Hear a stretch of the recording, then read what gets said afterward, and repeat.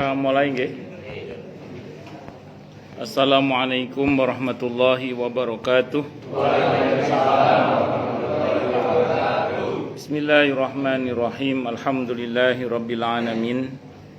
Wa bihi nasta'inu ala umurid dunya waddin. Wassalatu wassalamu ala asyrafil anbiya'i wal mursalin.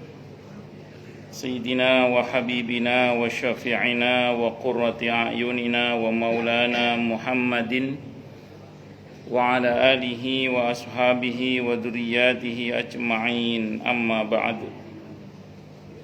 Ashhadu an la ilaha illallah wa ashhadu anna Muhammadar Rasulullah wa ufawwidu amri ilallah, innallaha basirum bil ibad. Hasbiyallahu la ilaha illa huwa alaihi tawakkaltu wa huwa rabbul arsyil azim. Qala Allah ta'ala fi kitabihil karim hikayatan an nabiyillahi Musa alaihi salam. Rabbi syrah li sadri wa yassir li amri wahlul 'uqdatam min lisani yafqahu qawli. Para alim, para asatid, para asatidah, para bapak-bapak sekalian dan adik-adik sekalian, hafizoni wa hafizakumullah. Wabil khusus Bapak Haji Saiful Munir dan segenap pengurus Masjid Al Munir, yang semoga beliau beserta keluarga besarnya, pengurus masjid ini dan jamaahnya, semoga seluruhnya saja selalu dalam naungan rahmat, barokah, perlindungan serta bimbingan Allah Subhanahu wa ta'ala. Amin, Allahumma amin, insyaallah. Allahumma inna nas'aluka ilman nafi'a wa rizqan thayyiba wa amalan mutaqabbala wa fatahallahu lana futuhal arifin. Allahumma inna na'udzubika min ilmin la yanfa' wa amalin la yurfa' wa qalbin la yakhsha' wa du'a ila yusma. Allahumma ati anfusana taqwaha wa zakkiha anta khairu man zakkaha anta waliyuha wa maulaha. Amin, Allahumma amin, insyaallah. Seperti biasa kita doakan juga semoga perusahaan di mana Anda bekerja ini, PT RPA ini, semoga diberkahi oleh Allah Subhanahu wa taala sehingga menjadi asbab kemuliaan bagi pemiliknya dan karyawannya, tidak hanya di dunia tapi hingga surga nanti. Amin, Allahumma amin, insyaallah. Pertama-tama tentu mari kita haturkan puja dan puji syukur kita ke hadirat Allah Subhanahu wa taala dengan berucap alhamdulillahi rabbil alamin. Mudah-mudahan dengan hamdalah ini nikmat dari Allah untuk kita ditambah. Karena Allah telah berjanji dalam Al-Qur'an di surah Ibrahim ayat 7, a'udzubillahi samii'il 'aliim minasyaitonir rajim. Wa ita'adzana rabbukum la in syakartum la azidannakum wa la in kafartum inna adzabi lasyadid. Jadi kalau kita bersyukur, sungguh nikmat dari Allah untuk kita ditambah. Dan kalau kita kufur, kita diingatkan oleh Allah akan siksa yang sangat pedih. Ini janji Allah, dan janji Allah dalam Al-Qur'an itu la raiba fi, tidak ada keraguan di dalamnya. Di antara penjelasan la raiba fih adalah siapapun yang mengamalkan isi Al-Qur'an dengan keimanan dan keyakinan, maka Allah akan tunjukkan kebenaran Al-Qur'an itu kepadanya hingga tiada lagi keraguan dalam hatinya. Salawat dan salam semoga tercurah limpahkan untuk junjungan kita Nabi besar Muhammad sallallahu alaihi wasallam. Semoga kita semua diakui sebagai umat beliau. Amin, Allahumma amin, insyaallah. Saya wasiatkan terutama untuk diri saya sendiri dan panjenengan semua agar kita semua terus berusaha meningkatkan ketakwaan kita kepada Allah Subhanahu wa taala. Karena dengan takwa itulah kita bisa memperoleh derajat yang sangat tinggi dengan sesungguhnya di sisi Allah Subhanahu wa taala. Hal ini didasarkan kepada firman Allah Subhanahu wa taala dalam Al-Qur'an di surah Al-Hujurat ayat 13. A'udzu billahi samii'il 'aliim minasyaitonir rajiim. Ya ayyuhan nasu inna khalaqnakum min dzakarin wa untha wa ja'alnakum syu'uban wa qabaila lita'arafu. Inna akramakum 'indallahi atqakum al-ayah. Wahai manusia, sesungguhnya kami telah menciptakan kalian dari seorang laki-laki dan seorang perempuan, berkembang menjadi bersuku-suku dan berbangsa-bangsa agar kalian saling mengenal. Sesungguhnya yang paling mulia di antara kalian di sisi Allah adalah yang paling bertakwa. Allah juga berjanji akan memberikan bonus bagi siapapun yang sungguh-sungguh bertakwa kepada Allah, berupa solusi atau jalan keluar dari setiap masalah yang dia hadapi. Dan Allah juga berjanji akan memberinya rizki dari arah yang dia tidak duga sebelumnya. Hal ini didasarkan kepada firman Allah Subhanahu wa taala dalam Al-Qur'an di surah At-Talaq ayat 2 dan 3. A'udzu billahi samii'il 'aliim minasyaitonir rajiim.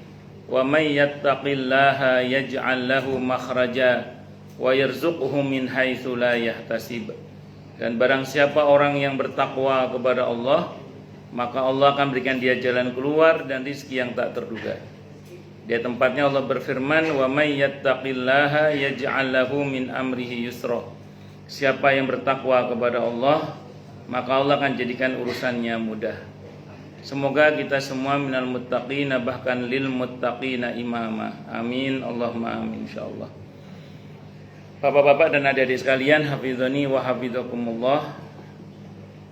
Sore ini insyaallah kita akan mencoba membahas beberapa hadis yang isinya itu laisa minni laisa minna.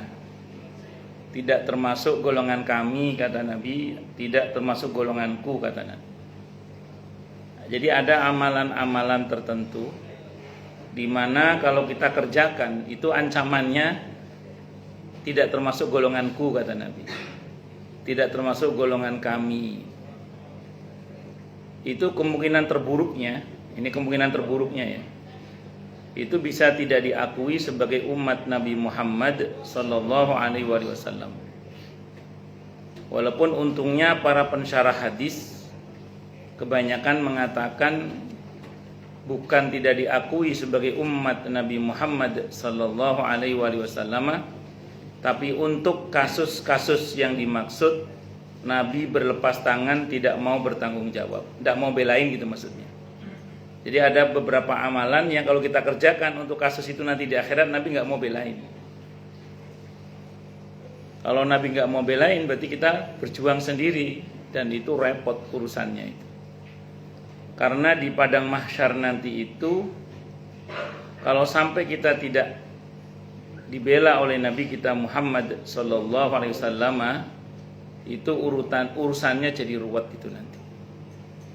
Makanya saya ulang, sekuat-kuat tenaga kita hindari amalan-amalan yang ancamannya tadi laisa minni laisa minna, bukan termasuk golonganku, bukan termasuk golongan kami. Di antara amalan itu, yang pertama ada sebuah hadis riwayat Muslim. Hadis nomor 101 dari Abi Hurairah radhiyallahu an, di mana Nabi kita Muhammad sallallahu alaihi wasallam bersabda, "Man ghasyana falaisa minna," kata Nabi. Barang siapa yang menipu kami, maka ia tidak termasuk golongan kami. Nah, ini hati-hati ini.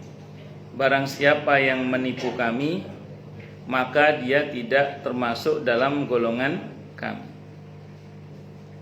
Ini erat hubungannya dengan kebohongan. Ini erat hubungannya dengan kecurangan. Kalau sampai kita berbuat curang, berbuat bohong, berbuat tipu menipu terhadap sesama muslim, masya Allah, matur nuwun lagi. Jazakallah khair. Nggih, matur nuwun. Baca Syekh enggak kasih baca Syekh. Maka kata Nabi, man ghasyana falaisa minna, Maka kalau misalnya kalau kita baca dalam surah Al-Maidah ayat 1 itu Allah berfirman, Bismillahirrahmanirrahim, Ya ayyuhalladzina amanu aufu bil uqud. Hei orang-orang yang telah beriman, tepatilah akad-akad itu. Maka panjenengan yang bekerja di sini, perusahaan yang menerima panjenengan, itu kan ada tertuang perjanjian akadnya. Maka sepatutnya lah panjenengan sebagai karyawan dan perusahaan sebagai yang menerima panjenengan semua ini untuk menepati akad-akad yang dibuat itu. Itu namanya menepati akad. Dan jangan ada dusta di antara kita. Nah, itu. Jangan ada dusta di antara kita. Sehingga diingatkan kita dalam Al-Quran di surah Al-Mutaffifin ayat 1-3 itu, Bismillahirrahmanirrahim, Wailul lil mutaffifin alladzina idaktalu 'alan nasi yastawfun wa idza kaluhum aw wazanuhum yukhsirun. Celakalah orang-orang yang curang dalam timbangan dan takarannya, yang kalau dia menimbang dan menakar untuk dirinya maunya dipenuhi, kalau untuk orang lain maunya dikurangi. Kalau praktek konvensionalnya, kalau orang belanja di warung itu, di tukang belanjaan sayur misalnya, itu kalau untuk dirinya maunya dipenuhi. Tapi kalau untuk orang lain maunya dikurangi. Itu bisa dalam pengertian penjual ya. Penjual kalau pulaan dari orang maunya dipenuhi, tapi begitu dia jual ke orang dikurangi misalnya. Atau sebaliknya, ketika kemudian pembeli, kalau untuk dirinya maunya dipenuhi kalau beli, tapi untuk orang lain dikurangi misalnya. Itu sama dengan kalau gajian maunya penuh, kerjanya salah-salah, termasuk nggak kira-kira? Termasuk ya. Kalau gajian maunya penuh, kerjanya apa? Asal-asalan. Sehingga kata para ulama itu, orang itu kalau menghebatkan pekerjaannya sampai gajinya itu nggak cocok untuk hebatnya pekerjaan itu, maka kekurangan gaji itu akan Allah tambahkan keberkahan-keberkahan di dalamnya. Jadi jangan salah, jenengan kerja di sini dengan sungguh-sungguh, dengan jujur. Saking sungguh-sungguhnya kerja itu sampai gaji Anda nggak cocok untuk kesungguhan Anda itu. Berarti gajinya kurang itu maksudnya. Nah itu kekurangan gaji Anda itu akan ditutup oleh Allah dengan keberkahan-keberkahan itu. Sehingga nggak tahu gimana ceritanya, barokah gitu aja. Diberi banyak kebaikan oleh Allah. Tapi kalau sebaliknya, antara tuntutan Anda kepada perusahaan dengan pekerjaan Anda itu nggak cocok, Anda terlalu muwales misalnya gitu misalnya, ya asal-asalan tadi itu. Sementara nuntut digaji apa? Penuh. Sehingga gaji Anda itu nggak cocok dengan pekerjaan Anda, dengan tuntutan Anda itu nggak cocok. Maka kekurangan pekerjaan Anda dikurangi oleh Allah dalam bentuk hilangnya keberkahan pada gaji-gaji tersebut. Nah, saya pas ngomong kayak gini di sebuah perusahaan teh yang saya nggak sebut mereknya karena nggak ngasih sponsor. Jadi, nah itu saya pas habis ceramah gitu ada seorang karyawan yang nyamperin saya. Dia bilang gini ke saya, bener Ustadz katanya, bener katanya. Bener apa Pak? Jadi gini Ustadz, kita ini kan kerja ada tim berempat atau berlima saya lupa ya. Kalau nggak berempat berlima lah kerja tim itu Ustaz. Jadi pekerjaan kami ini mestinya dikerjakan berlima. Dari 5 orang itu ada 1 karyawan senior Ustaz. Saya nggak tahu Adi itu maksudnya senior apa nggak Adi? Senior. Pak Mugi lebih senior lagi. Sampai pensiun. Pensiun balik lagi.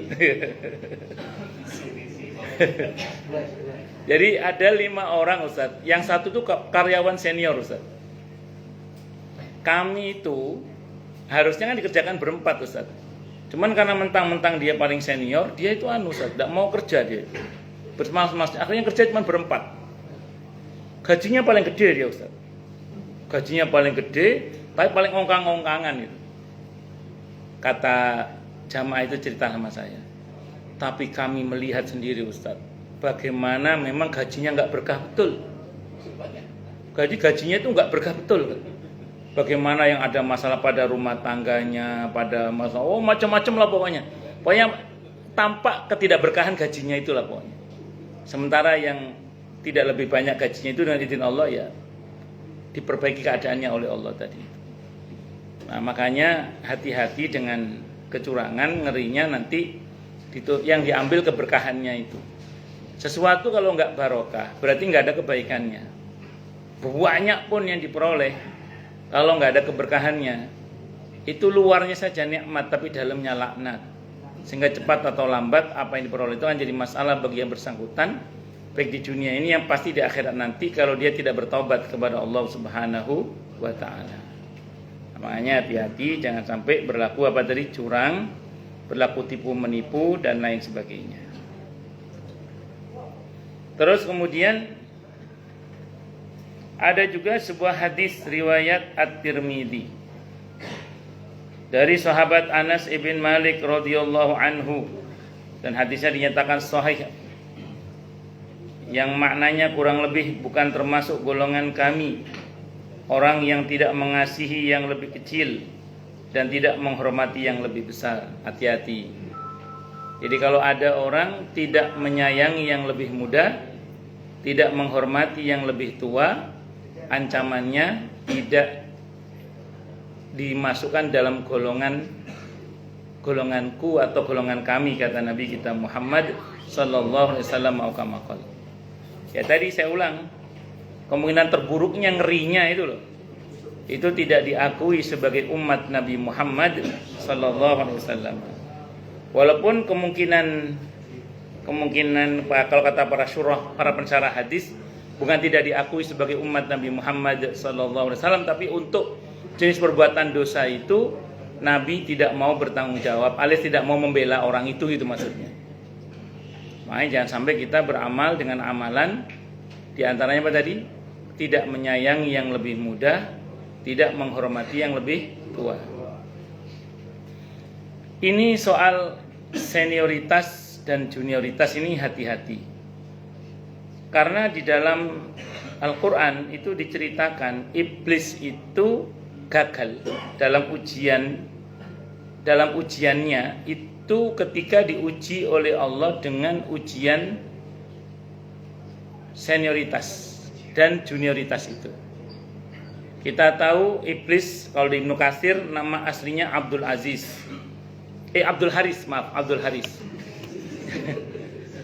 Mohon maaf, ada namanya Haris. Yang Haris ya. Jadi kalau ini bukan kata saya, kata Ibnu Katsir dalam Qisasul Anbiya itu iblis itu nama aslinya adalah Abdul Haris. Nah, walaupun ada yang mengatakan nama aslinya Azazil. Tapi yang saya baca dalam tafsir Ibnu Katsir itu nama aslinya Abdul Haris. Itu spiritualnya sampai tembus langit itu. Sampai menjadi gurunya para malaikat. Sampai menjadi gurunya para malaikat di surga itu iblis. Dulu namanya Kiai Haji Iblis. Dulu Kiai Haji Abdul Haris. Setelah kepleset dulu namanya Iblis. Mohon maaf saya salah. Dulu masih Abdul Haris. Nah, suatu saat karena dia masih hidup, dia belum mati. Berarti walaupun sudah berada di surga saat itu, dia tetap diuji karena belum mati itu. Maka kemudian diujilah oleh Allah dengan makhluk hibrida baru namanya Adam alaihissalam. Begitu disuruh sujud dan hormat kepada Nabi Adam, iblis hatinya nggak kuat ya. Bagaimana dia bisa dihormati, tiba-tiba harus menghormati yang makhluk hibrida baru tadi itu Nabi Adam alaihissalam. Nggak kuat, iblis nggak kuat. Akhirnya dia durhaka kepada Allah. Nah, dalam kehidupan sehari-hari kita, jangan salah loh, tidak sedikit para senior itu nggak kuat ketika diuji dengan juniornya itu. Nggak kuat ketika diuji dengan apa? Juniornya. Sehingga kalau ada junior tampil, itu dianggap seperti paku jengat yang harus tenggelamkan, pukul. Beberapa begitu. Dan itu tidak sama dengan Rasulullah Muhammad sallallahu alaihi wasallam. Rasulullah Muhammad sallallahu alaihi wasallam itu kalau ada anak muda potensial, anaknya siapapun walaupun di dalam strata sosialnya itu diremehkan, itu oleh Nabi potensinya digali, dibesut, dipoles, digenjot sampai cemerlang. Itu Nabi kita Muhammad sallallahu alaihi wasallam. Sehingga kita tahu dalam catatan sejarah dalam sirah nabawiyah itu, di besutan tangan Nabi kita Muhammad sallallahu alaihi wasallam, tentu semua dengan izin Allah. Ada banyak orang yang tadinya tidak diperhitungkan dalam strata sosialnya, tapi menjadi pribadi yang sangat mulia dan diperhitungkan tidak hanya di dunia tapi di akhirat. Sebut saja siapa? Sahabat Bilal radhiyallahu an. Bilal bin Rabah radhiyallahu an itu budak tadinya, disiksa, diremehkan, dilecehkan, dihinakan. Begitu dimerdekakan oleh Abu Bakar As-Siddiq radhiyallahu an, dibeli dan dimerdekakan oleh Abu Bakar As-Siddiq radhiyallahu an, dalam besutan tangan Nabi kita Muhammad sallallahu alaihi wasallam yang karir pertamanya sebagai muadzin, merbot masjidnya, muadzinnya Rasulullah Muhammad sallallahu alaihi wasallam, sampai di masa Nabi bahkan beliau pernah jadi gubernur di bumi Syam. Dan kemuliaannya nggak cuma di dunia, bahkan tembus akhirat, karena bahkan sendalnya Bilal itu langkahnya sudah terdengar di surga oleh Rasulullah Muhammad sallallahu alaihi wasallam. Sahabat Bilal ibn Rabah radhiyallahu anhu. Tadi orang yang tadinya nggak diperhitungkan, digali potensinya oleh Nabi kita Muhammad SAW sampai jadi tokoh yang diperhitungkan tidak hanya dunia tapi juga akhirat. Siapa lagi? Mu'adz bin Jabal radhiyallahu anhu, seorang anak muda yang masuk Islam di usia 17-an tahun. Pekerjaannya pekerja serabutan. Sering kalau habis sholat jamaah langsung pergi. Setelah Nabi ditanya, Mu'adz, kamu kenapa kok nggak zikir dulu langsung pergi aja habis sholat fardu? Kata sahabat Mu'adz bin Jabal radhiyallahu anhu, utang saya banyak ya Rasulullah, saya harus kejar setoran. Kata Mu'adz bin Jabal radhiyallahu anhu. Maka di besutan tangan Nabi kita Muhammad sallallahu alaihi wasallam, pemuda yang bernama Mu'adz ini di usianya yang masih sangat belia di masa Nabi kita Muhammad sallallahu alaihi wasallam, yang tadinya pekerja serabutan itu, di masa Nabi kita Muhammad sallallahu alaihi wasallam beliau sempat menjadi hakim tinggi di Yaman. Nanti di masa Sayyidina Umar radhiyallahu anhu jadi gubernur di Yaman beliau. Dan Mu'adz bin Jabal radhiyallahu anhu kemuliaannya tidak hanya di bumi tapi juga tembus langit. Karena kepadanya dan kepada seluruh sahabat Allah menyatakan radhiyallahu anhum wa radu an. Nabi itu gitu. Ada anak muda potensial, digali potensinya sampai jadi orang sukses yang kesuksesan tuh sondo langit gitu loh. Tidak hanya dunia tapi juga akhirat. Siapa lagi coba sebutkan misalnya tokoh yang tadinya tidak diperhitungkan, Abdullah bin Mas'ud radhiyallahu anhu. Seorang anak muda yang karir pertamanya sebagai pembantu rumah tangganya Nabi kita Muhammad SAW. Orangnya pendek, kecil, sering buat mainan orang saat itu. Ketika belum jadi ulama, karena orangnya kecil. Wong kalau bawa pedang lengsre pedangnya sampai di tanah itu. Sering buat mainan oleh sahabat-sahabat besar itu. Dulu ketika masih baru awal-awal. Karir pertamanya itu menjadi pembantu rumah tangganya Nabi kita Muhammad SAW, yang tugas utamanya nderekaken Nabi. Kalau Nabi ceramah, yang jaga sendalnya Nabi itu Abdullah bin Mas'ud radhiyallahu anhu. Jadi sendalnya Nabi itu dimasukkan ke tangannya gini. Sambil dengerin pidato bayan ceramahnya Nabi itu, taklimnya Nabi itu, Abdullah bin Mas'ud itu jaga sandalnya Nabi, sendalnya itu ditaruh di tangannya gini, dimasukkan. Kan kayak sandal jepit itu loh. Nah, itu dimasukkan gini. Saya enggak tahu apakah saat itu sudah ada maling sandal, saya enggak tahu, tapi itu kita Abdullah bin Mas'ud itu. Sandalnya Nabi, yang jaga sandalnya Nabi itu Abdullah bin Mas'ud radhiyallahu anhu.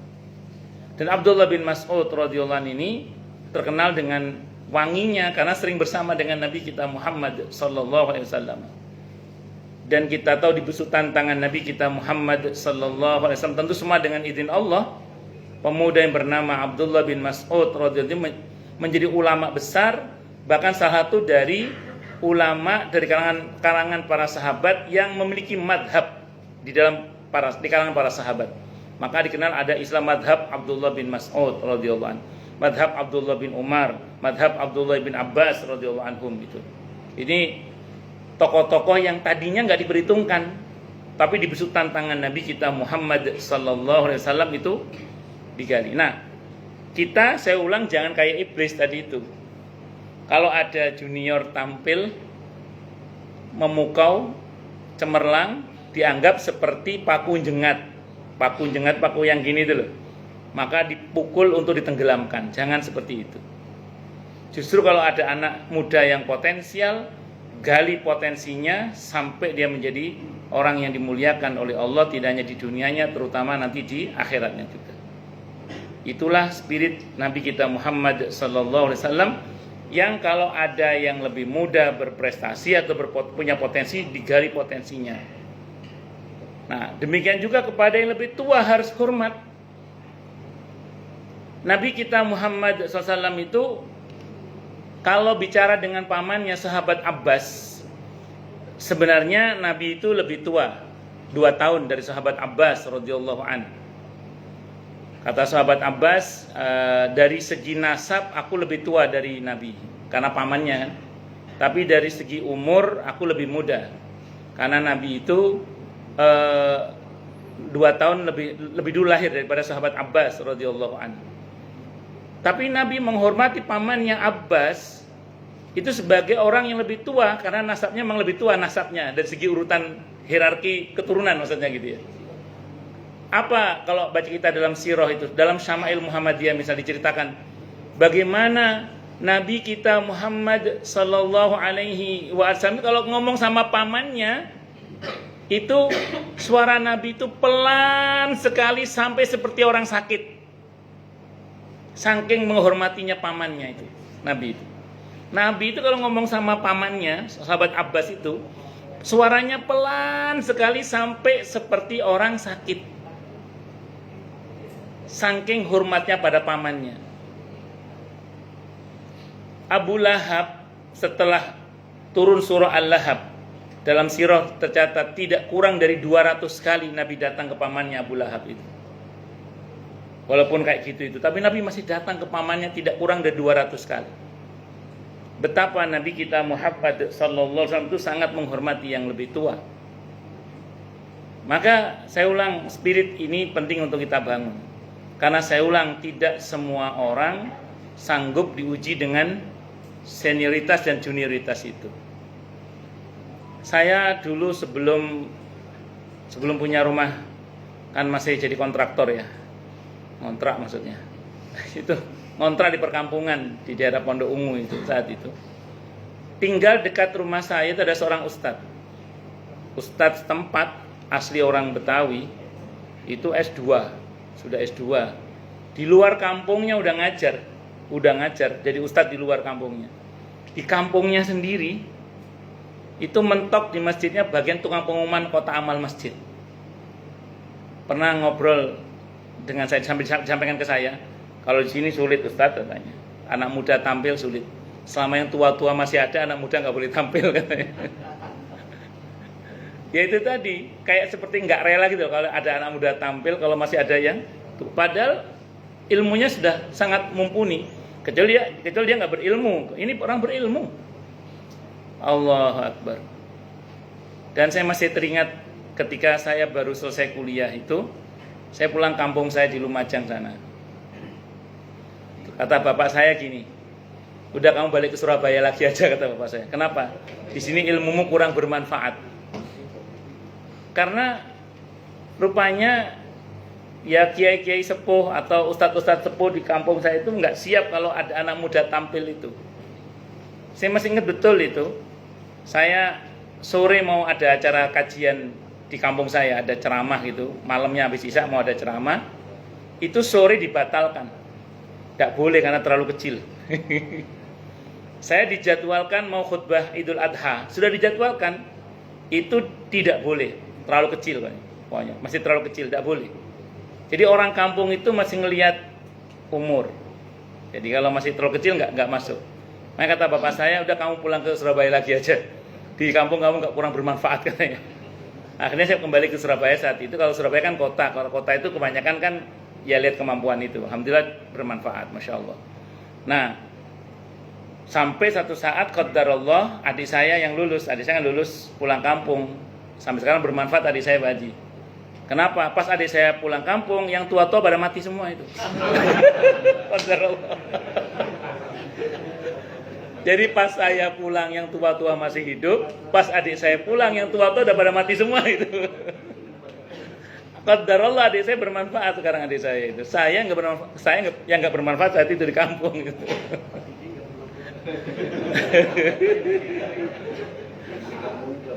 Ya, ya saya bagian kota lah. Ya itu dah. Jadi jangan dikira saya tidak pernah berjuang di kampung. Saya sudah berusaha berjuang di kampung. Cuman kata bapak saya kurang bermanfaat. Udah balik lagi aja ke Surabaya. Qadarullah adik saya yang tadi itu. Ya, jadi ya semua kembali kepada ketentuan Allah memang. Cuman maksud saya kita jangan menjadi orang yang menghalangi anak-anak muda untuk tampil maupun maju. Nah, anak muda yang merasa maju jangan meremehkan orang-orang tua yang hanya mungkin menurut Anda hanya lulusan apalah gitu. Nah, jadi jangan meremehkan juga. Makanya harus saling dalam Islam. Yang tua harus menyayangi yang muda harus menghormati yang lebih tua. Bahkan kalau kita tahu ada anak-anak muda yang punya potensi, gali potensinya, munculkan potensinya, asah potensinya, sampai menjadi orang yang hebat, bahkan tidak hanya dunianya tapi terlebih akhiratnya. Nah, ini diantaranya yang bisa saya sampaikan. Takutnya banyak pertanyaan ini. Monggo silakan yang mau tanya dulu. Tanya, protes, marah boleh silakan. Nggih, monggo silakan. Nggih, monggo. Nggih, monggo. Terkait dengan iblis tadi. Salah satu kenapa iblis itu diusir oleh Allah ke dan surga ke alam dunia? Dia adalah bentuk kesombongan, disuruh sujud, tidak sujud. Betul. Nabi Adam. Betul. Bagaimana dengan umat Nabi Muhammad itu disuruh sujud, tapi nggak pada sujud gitu Ustaz. Disuruh sholat gitu. Tapi banyak yang nggak sholat. Ya. Ada para ulama yang mengatakan begini. Apa masalahmu dengan Allah? Kok sampai kamu tidak mau sujud kepada Allah? Sampai ada ulama berkata, apa masalahmu dengan Allah itu? Kok sampai kamu nggak mau sujud kepada Allah itu? Apa masalah kamu dengan Allah itu? Itu satu.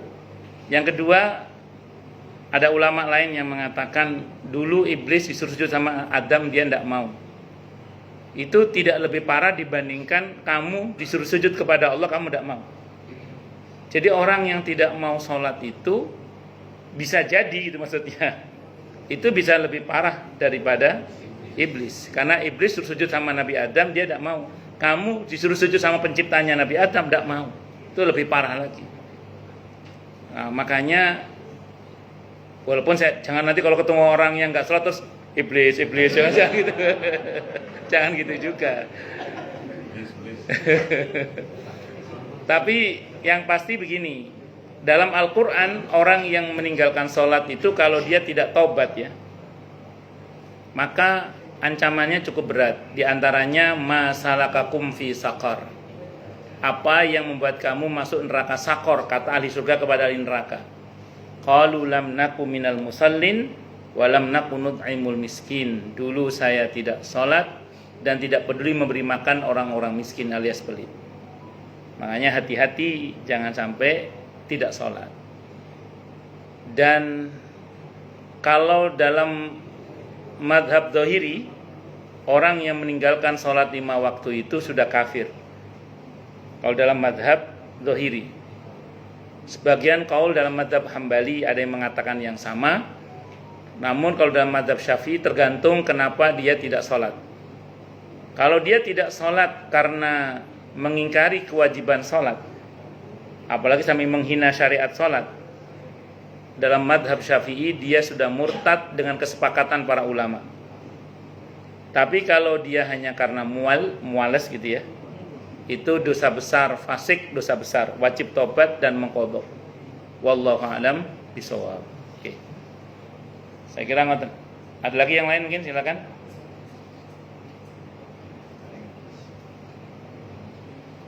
Jelas, ngomong. Kalau sebaliknya bagaimana Ustaz? Nggih. Misalkan kepemimpinan nasional kita ini kan yang dikasih itu, Ya. sebenarnya kemampuannya belum mampu mutakhir ini diorbitkan gitu. Akhirnya kan jadi bahan apa? Oh itu ya.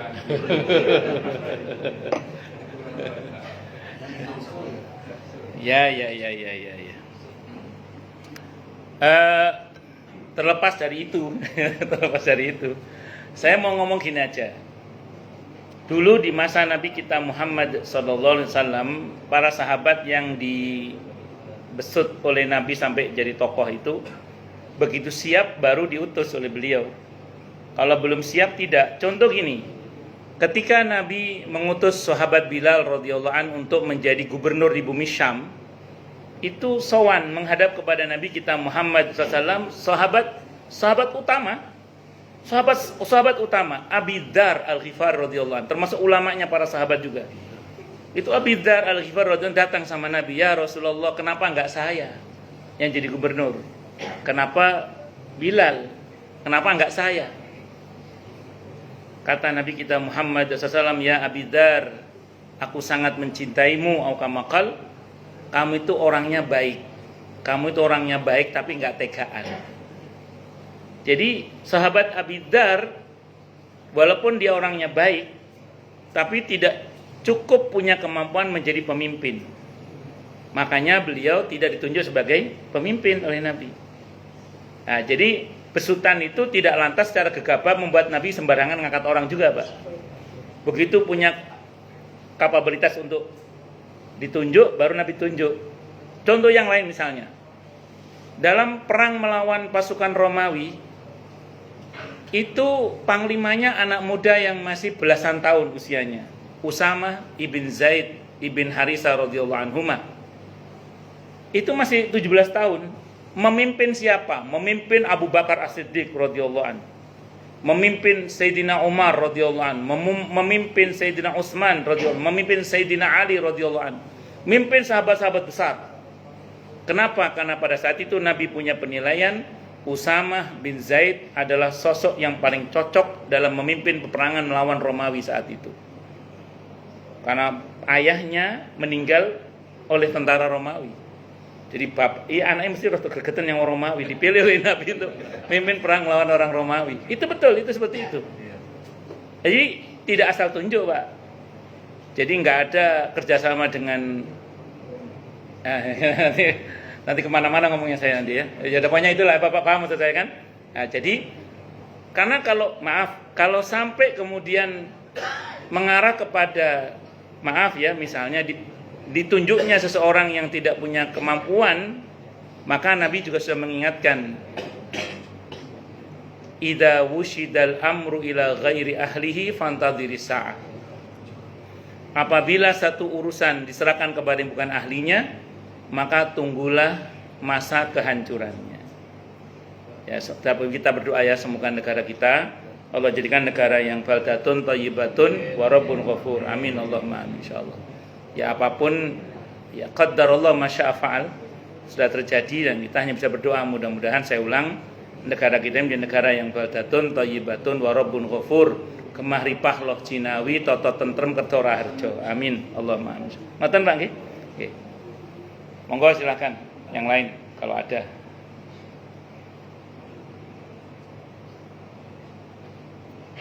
Jelas semua ya? Atau tidak jelas semua ya? Alhamdulillah kalau jelas semua ini.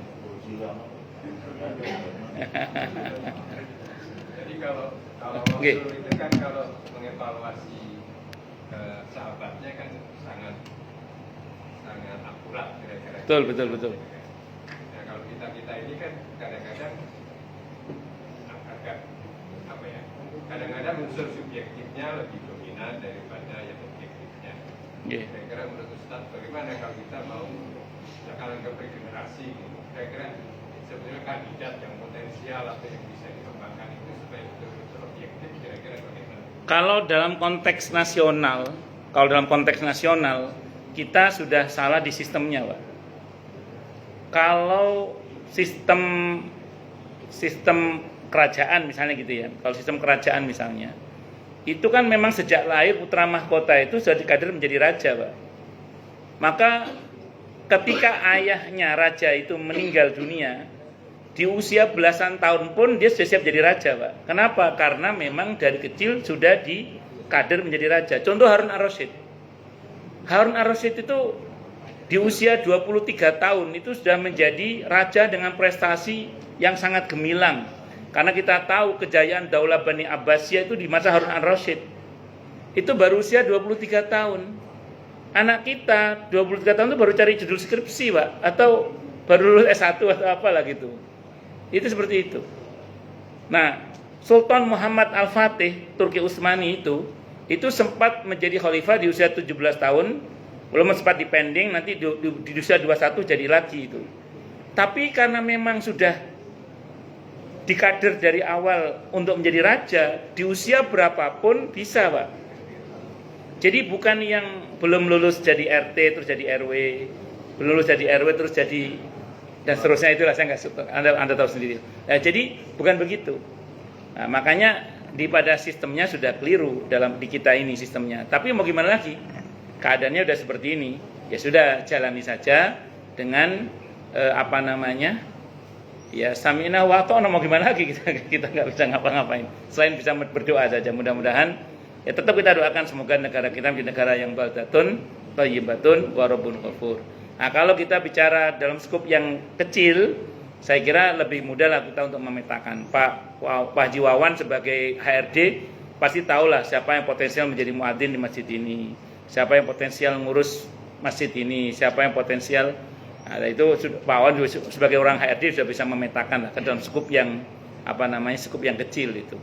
Dan serahkan semua kepada ahlinya supaya sesuai dengan amanah yang diajarkan dalam Islam itu. Saya kira ngoten. Wallahu a'lam bishawab. Di antara caranya itu melalui syura. Syura itu ya musyawarah. Melalui musyawarah. Wallahu a'lam bishawab. Oke, monggo yang lain silakan.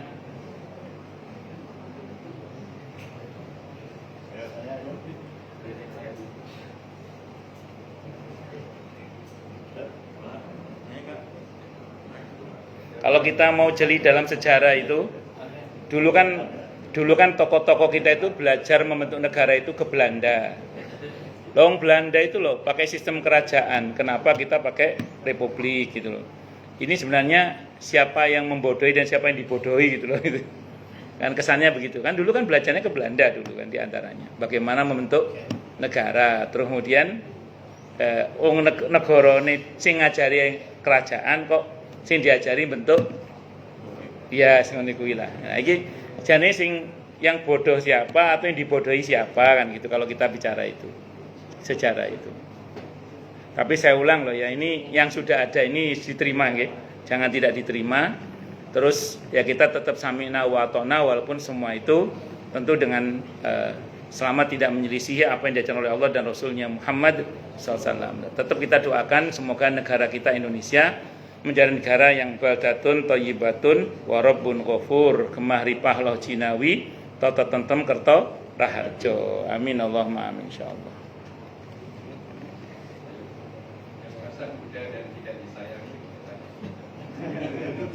Kalau kita kembalikan pada konsep jujur tadi, sebab kenapa satu negeri itu diuji dengan pemimpin yang tidak sayang kepada rakyatnya, itu diantara adalah karena ketidakjujuran masih terjadi di tengah-tengah masyarakat. Sehingga ada hadis Nabi yang menyebutkan, tidaklah satu masyarakat masih mengadakan kecurangan dalam timbangan, kecuali akan dikuasakan pada mereka pemimpin yang tidak menyayangi mereka. Ya kalau kecurangan masih terjadi ya begitu terus gitu. Tapi kalau sudah semuanya jujur, semuanya baik atau mayoritas baik lah, insya Allah ya semuanya akan membaik insya Allah. Insya Allah itu seperti itu. Wallahu a'lam bishawab.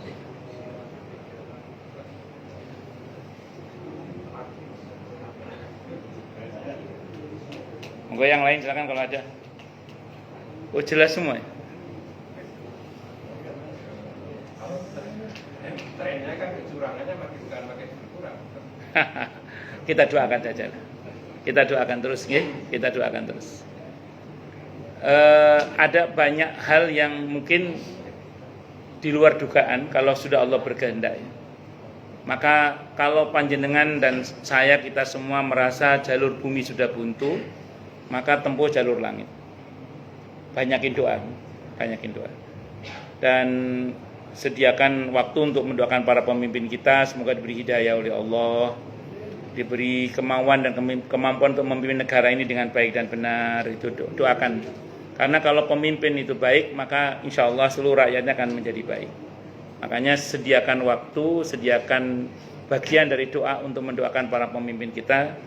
Semoga diberi hidayah oleh Allah, diberi kemauan dan kemampuan untuk memimpin negara ini dengan baik dan benar. Terus segala bentuk kezaliman orang yang zalim di antara mereka semoga dihentikan oleh Allah Subhanahu wa taala. Cara Allah menghentikan terserah. Apa nanti kebongkar ini itu saya nggak paham lah itu. Wallahu a'lam bishawab. Kalau Allah berkehendak kan nggak ada yang sulit nggih. Itu. Oke, monggo Pak. Pak Jual. Assalamualaikum warahmatullahi wabarakatuh. Waalaikumsalam warahmatullahi wabarakatuh. Ustaz, bagaimana cara kita melawan rasa futur, Ustaz? Futur, baik. Karena mungkin kan orang tidak selamanya stabil ya di imanannya dan sebagainya. Futur itu kalau yang belum tahu, futur itu muales itu futur. Dalam Islam diakomodir muales itu. Karena normalnya kita memang imannya naik turun. Jadi dalam Islam futur mual itu diakomodir dalam Islam. Karena memang normalnya kita imannya naik turun. Yang bahaya itu kalau imannya keluar masuk itu bahaya. Kalau naik turun masih normal. Jadi jangan kalau merasa imannya naik turun masih normal. Alhamdulillah. Tapi kalau imannya keluar masuk itu bahaya. Ya. Ngerinya pas keluar mati. Itu naudzubillah min syarri dzalik itu. Nah, pesan Nabi sederhana terkait dengan futur sebelum kita mengatasi caranya bagaimana itu ya. Kata Nabi sederhana, kalau futurnya jatuh pada sunnah, dia masih selamat. Tapi kalau futurnya itu keluar dari sunnah alias durhaka kepada Allah, alamat celaka. Contoh gini, panjenengan misalnya lagi males sholat, males pokoknya lagi males itu. Tetap sholat 5 waktu yang pokok tetap dilaksanakan. Mungkin sunnahnya agak berkurang misalnya, tapi yang pokok tetap dilaksanakan. Mungkin tetap zikir tapi tidak sebanyak kalau zikir itu lagi semangat. Tapi dia berusaha tetap dalam kebaikan. Males tapi tetap berusaha dalam kebaikan. Ini masih aman ini. Nah, syukur-syukur dikompensasi. Ya Allah, mohon maaf hari ini saya tidak sholat duha dulu. Saya kompensasi dengan sedekah aja misalnya. Ya Allah, hari ini saya yang sunnah-sunnah kan boleh ditinggal, tidak ada masalah. Ini ceritanya mual ya, tapi yang wajib tetap dilaksanakan. Yang bahaya adalah kalau yang pokok ditinggalkan. Pernah ada jamaah itu ngomong gini ke saya, Ustadz, suami saya futur sudah beberapa bulan ini, tidak sholat 5 waktu. Kaget saya, loh itu bukan futur mbak, itu namanya sudah durhaka kepada Allah. Itu yang dikhawatirkan imannya keluar masuk itu. Kalau yang pokok sudah nggak dikerjakan, itu bahaya sudah itu. Makanya pastikan kalaupun kita futurnya masih tetap melaksanakan. Sehingga saya pernah ditanya orang, ini pertanyaan real ke saya itu. Jadi gini, Ustadz, kalau Ustadz lagi males tahajud, Ustadz ngapain? Dia tanya gitu ke saya. Saya jawab, insya Allah saya tetap tahajud sambil males, saya bilang gitu. Kan dia nanya kalau saya lagi males tahajud, saya ngapain? Insya Allah saya bilang saya tetap tahajud sambil males, saya bilang gitu. Maksudnya ya tetap kita tahajud, cuman rokaatnya nggak sebanyak kalau pas lagi semangat. Surahnya nggak sebanyak dan tidak sepanjang kalau kita semangat. Ya paket kul-kul itulah pokoknya yang penting. Nah itu ada yang tunjuk. Ustadz, kalau Ustadz lagi malas baca Al-Quran, Ustadz ngapain? Kalau saya lagi malas baca Al-Quran, Ustadz ngapain? Saya jawab, insya Allah saya tetap baca Al-Quran sambil malas, saya bilang gitu. Saya tetap baca Al-Quran tapi sambil malas. Maksudnya apa? Tetap saya baca, sesuai kaidah tajwid, tetap saya baca. Cuman kadang nggak buka mushaf, tapi sekedar menghafal apa yang saya hafal saya ulang. Terus yang penting saya baca walaupun hanya beberapa ayat. Yang penting jangan sampai saya tidak baca dalam sehari itu. Jangan sampai tidak ada komunikasi dengan Allah. Tetap saya baca sambil malas gitu. Ustadz, kalau Ustadz lagi malas belajar ngapain? Insya Allah saya tetap belajar sambil malas, saya bilang gitu. Pokoknya gitu aja. Saya tetap belajar insya Allah. Betul, saya tetap belajar sambil malas. Cuman yang saya baca tidak sebanyak kalau biasanya saya nggak malas emang. Jadi saya mensiasati kalau saya lagi malas ya saya tetap sholat sambil malas. Maksudnya tetap tumak nina, cuman ya nggak sepanjang kalau nggak selama kalau misalnya lagi nggak semangat. Nah, kalau Ibnu Qayyim punya rumus begini. Ini kata Ibnu Qayyim Al-Jauziyah rahimahullah. Kalau suatu saat kamu malas berbuat kebaikan atau ketaatan, katakan dalam hatimu, siapa tahu sebab amalan inilah saya masuk surga. Siapa tahu dengan sebab amalan inilah Allah masukkan saya ke dalam surga. Iya, jadi gitu. Itu supaya kita semangat. Begitu mau malas, siapa tahu dengan amal ini saya dimasukkan oleh Allah ke surga. Semangat jadinya. Itu seperti itu kata Ibnu Qayyim Al-Jauziyah rahimahullah. Saya kira gitu Pak Jiwawan ya. Wallahu alam bisawab. Cukup dulu ya. Kita tutup dengan hamdalah. Alhamdulillahirabbil alamin. Semoga kajian kita bisa bermanfaat, mubarakah fid dini wa dunya wal akhirah untuk kita, keluarga kita dan seluruh umat Islam semuanya. Dan mudah-mudahan kita semua dijadikan oleh Allah sebagai orang-orang yang sukses dunia akhirat, selamat dunia akhirat, bahagia dunia akhirat, dan dipermudah setiap urusan kita oleh Allah fid dini wa dunya wal akhirah. Semoga Allah limpahkan hidayah selalu untuk kita. Semoga Allah tingkatkan selalu hidayah untuk kita, dan semoga Allah berikan hidayah untuk siapapun yang melihat kita. Subhanakallahumma bihamdika asyhadu an la ilaha illa anta astaghfiruka wa atubu ilaik. Sallallahu alaihi Muhammad wa ala alihi washabihi wasallam. Saya mohon maaf. Assalamualaikum warahmatullahi wabarakatuh.